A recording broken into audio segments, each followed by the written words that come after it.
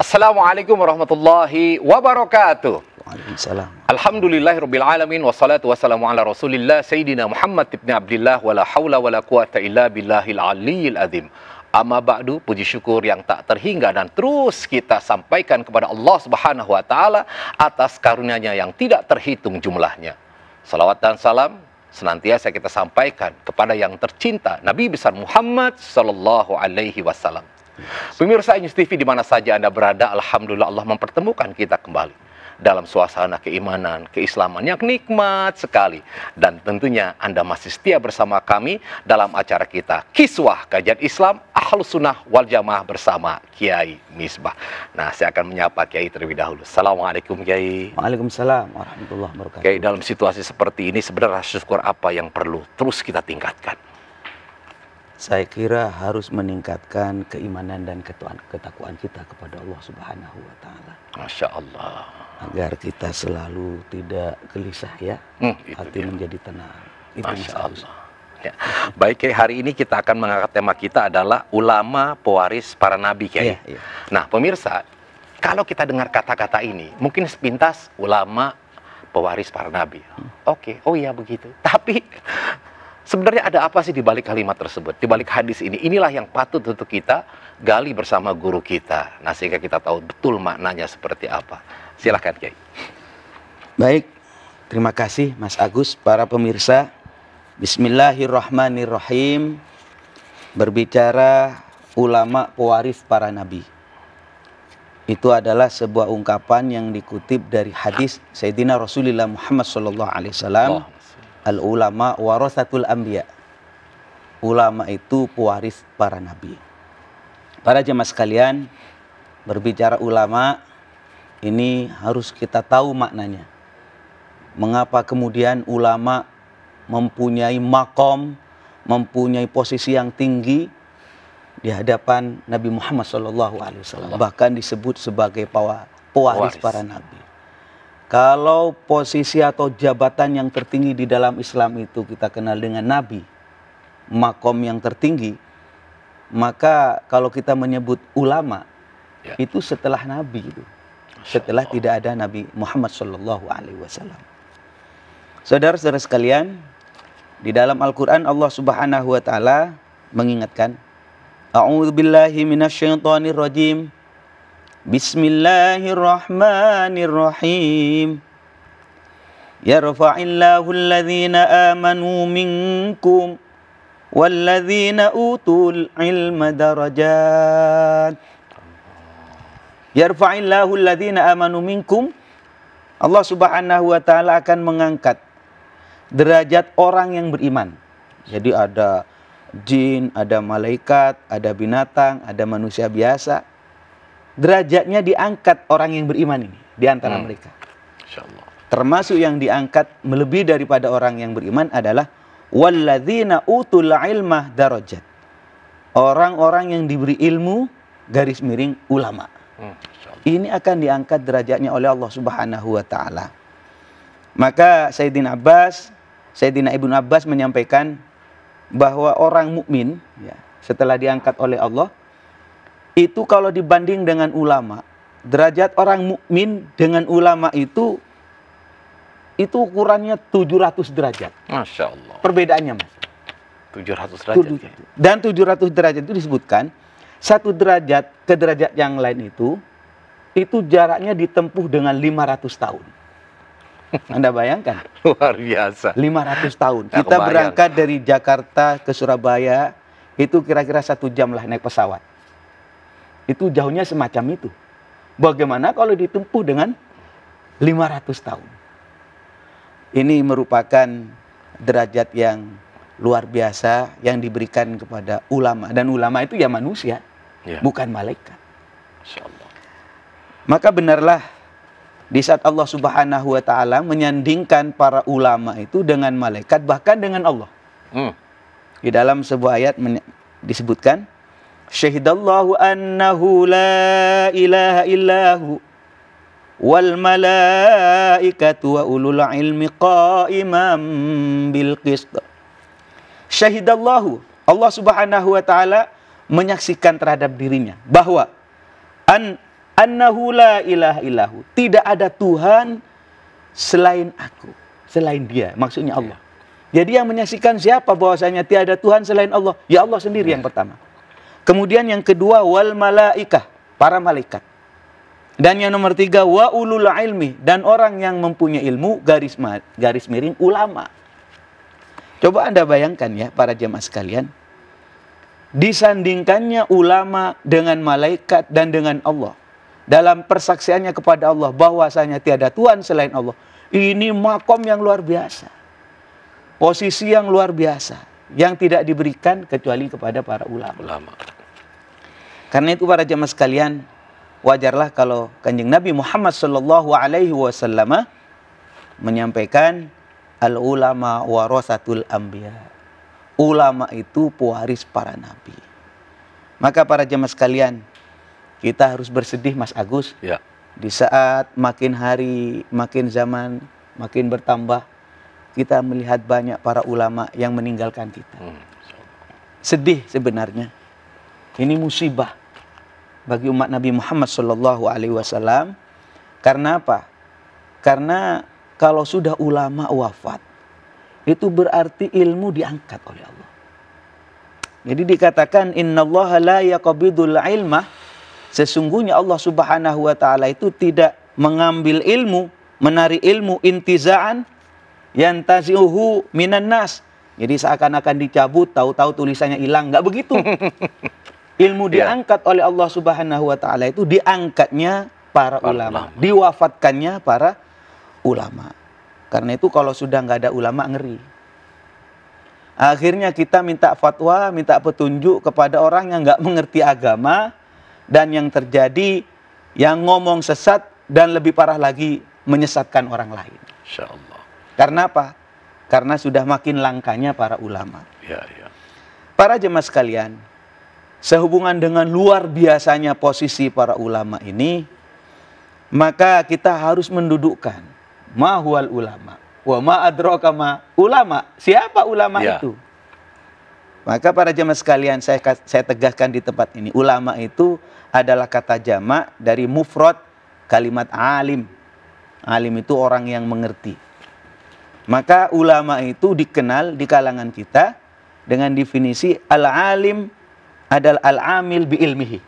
Orang yang mengamalkan ilmunya adalah dialah ulama. Orang yang takut kepada Allah, dialah ulama. Di mana mereka itu mencari ilmu dan menyebarkan ilmu dalam rangka niat mencari ridho Allah, mencari surganya Allah.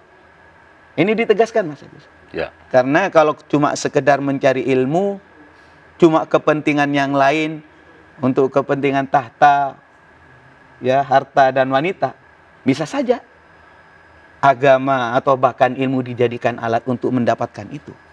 Karena itu diwaspadai, jangan sampai kita itu masuk kepada ruangan semacam ini.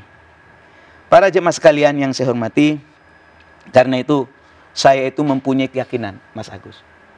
Orang yang alim, faqih, mengerti agama, kemudian dia itu mengamalkan ilmunya, maka selain dia seorang alim dan ulama, saya yakin orang yang mengamalkan ilmunya itu, dia itu termasuk waliyun min auliyaillah, walinya Allah, kekasihnya Allah. Biasanya kan kita mengatakan, wali itu siapa ya? Oh, wali itu yang bisa terbang. Wali itu siapa ya? Wali itu yang bisa nebak-nebak gitu. Yang bisa menghilang. Ya, bisa menghilang. Itu semua bisa dilakukan.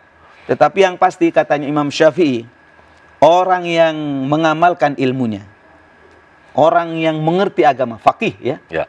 Beliau menyampaikan begini, illam yakunil fuqaha al-amiluna bi ilmihim auliya.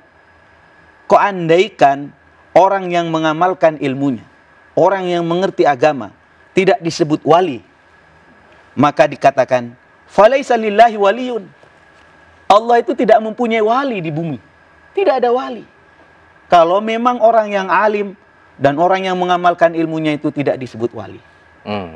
Jadi predikatnya setelah dia alim dan mengamalkan ilmunya, dia juga mendapatkan pangkat sebagai wali yang kita kenal dengan kekasih Allah itu. Ini Mas Agus.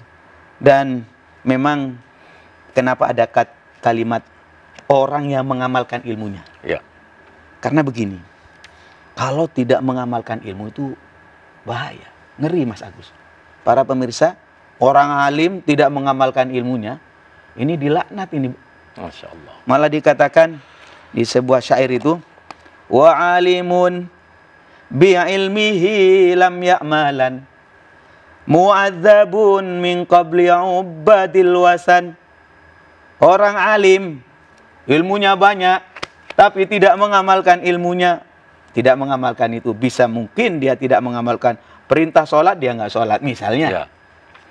Atau dia tidak mengajar, tidak menyebar ilmunya. Itu bagian daripada orang yang tidak mengamalkan ilmunya. Dikatakan orang yang alim tidak mengamalkan ilmunya, mu'adzabun min qabli ubadil wasan. Dia akan disiksa sebelum orang yang menyembah berhala itu disiksa. Lebih dulu berarti. Lebih dahulu orang alim yang nggak mengamalkan ilmunya. Orang yang menyembah berhala disiksa, iya. Tapi yang terlebih dahulu adalah orang yang alim, tapi tidak mengamalkan ilmu. Naudzubillah Mas Agus ya.